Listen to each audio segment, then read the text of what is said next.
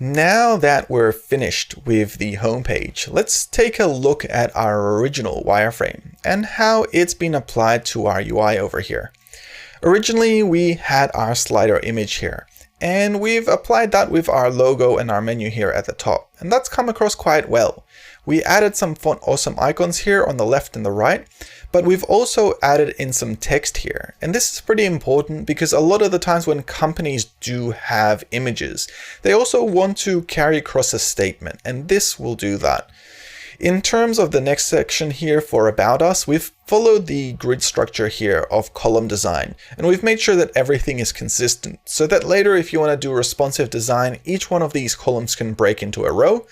And for the sponsors section, we haven't added 12 sponsors in there, we've just done 6.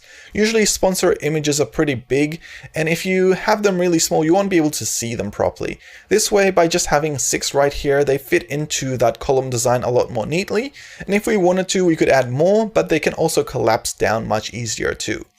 And finally, we have our footer over here, where we've had a contact us form, a sitemap, a logo, and some contact information. There's room here for growth as well if the site expands out further, or at least these are the basics of what you would expect in a footer, as well as our copyright there at the very bottom.